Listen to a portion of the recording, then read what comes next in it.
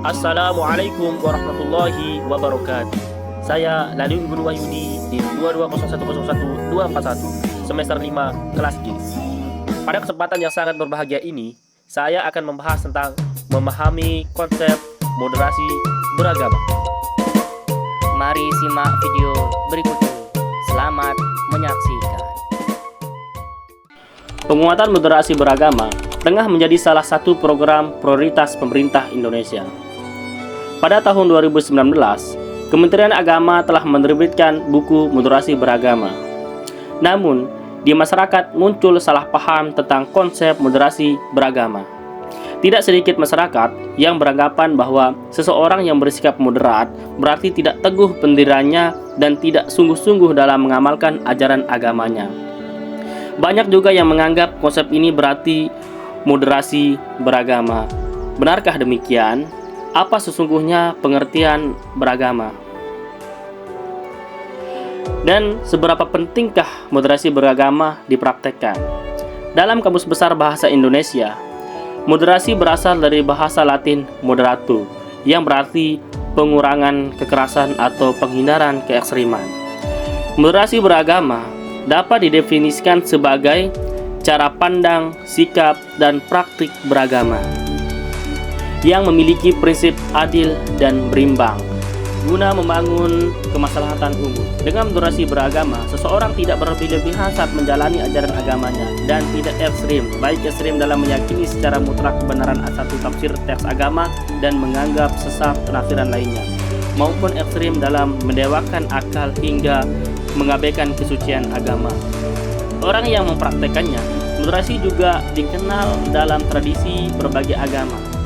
Dalam tradisi Islam dikenal sebagai konsep wasatiyah, dalam tradisi Kristen sebagai konsep golden mean, dalam tradisi agama Buddha sebagai majjhima patipada, dalam tradisi agama Hindu sebagai madhyamika, dan dalam Konghucu sebagai konsep zongyong.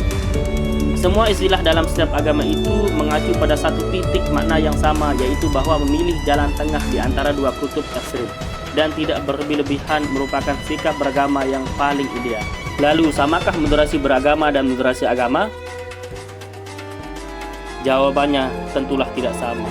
Agama tidak perlu dimoderasi karena agama itu sendiri telah sempurna, mengajarkan keadilan serta keseimbangan. Jadi, bukan agama yang harus dimoderasi, melainkan secara penganut agama. Dalam menjalankan agamanya, itulah yang harus dimoderasi. Tidak ada agama yang mengajarkan ekstremitas, tapi tidak sedikit orang yang menjalankan ajaran agama berubah menjadi ekstrim. Benarkah menjadi moderat berarti tidak sungguh-sungguh dalam menjalankan ajaran agama?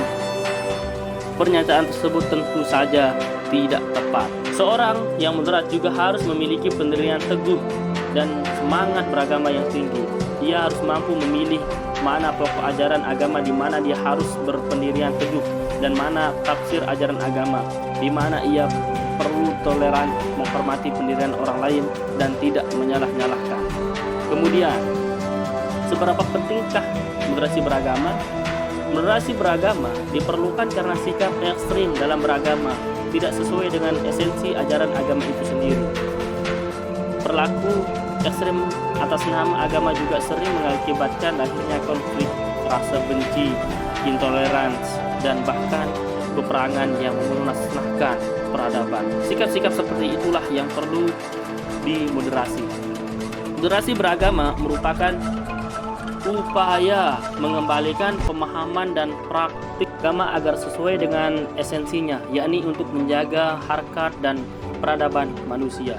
Agama tidak boleh digunakan untuk hal-hal yang justru merusak peradaban, sebab sejak diturunkan agama pada hakikatnya ditujukan untuk membangun peradaban itu sendiri.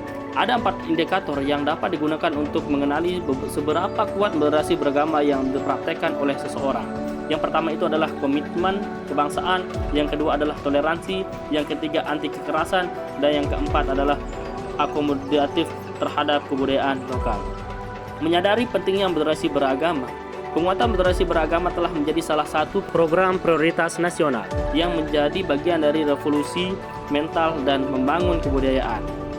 Dalam Rencana Pembangunan Jangka Menengah Nasional atau RPJMN 2020-2024, lemahnya pemahaman dan pengamalan nilai agama yang moderat dan inklusif. Maka, kebijakan diarahkan untuk memperkuat moderasi beragama sebagai cara pandang sikap dan praktik beragama untuk mewujudkan kehidupan bangsa yang damai inklusif. Moderasi beragama harus dipahami sebagai komitmen bersama untuk menjaga keseimbangan, di mana setiap warga masyarakat apapun suku, etnis, budaya, agama, jenis kelamin, dan pilihan politiknya harus mau saling mendengarkan satu sama lain.